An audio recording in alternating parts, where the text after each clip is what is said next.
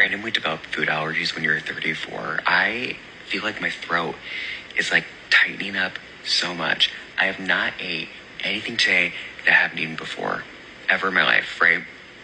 And it feels like my throat's doing that. It feels like, when you're trying not to cry and it like, you can feel your throat tighten and it starts to hurt.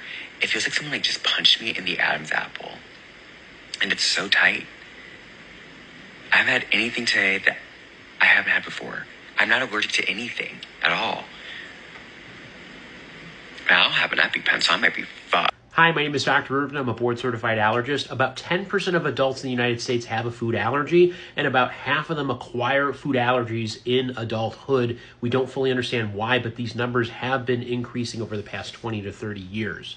Now, when somebody says that they haven't had anything new, that is a common misconception about food allergies. In order to have an allergic reaction to a food, you typically have to have a prior exposure to it that causes something called sensitization, where your immune system creates allergy antibodies known as immunoglobulin E, or IgE for short, and then on subsequent exposure to that food, it creates that allergic reaction. Usually it's hives, itching, swelling of like the lips or tongue, potentially other parts of your body, vomiting, a combination of those symptoms, or potentially even a drop in blood pressure and be potentially life-threatening.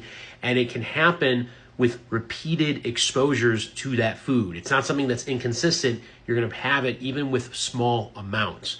Now, the issue, though, with this particular story is that when you have an experience where you feel like your throat is closing, it's kind of being squeezed, or it's hard to get food down your throat, or you're getting some heartburn that's consistent and potentially getting worse, and you're really struggling with swallowing, that may be a different issue entirely, something called eosinophilic esophagitis, or EOE. It's triggered by foods most commonly, but it's not a classic food allergy because it's not mediated by that IgE antibody. It's actually mediated by white blood cells called eosinophils, hence the name. So in that case, a gastroenterologist, a GI doctor, has to go and take a biopsy of tissue from the esophagus and see, are there eosinophils under the microscope, at least 20 per high-powered field. That's a different set of management. Sometimes they overlap, but either way, in that kind of a situation, you definitely need to have a doctor take a look at it.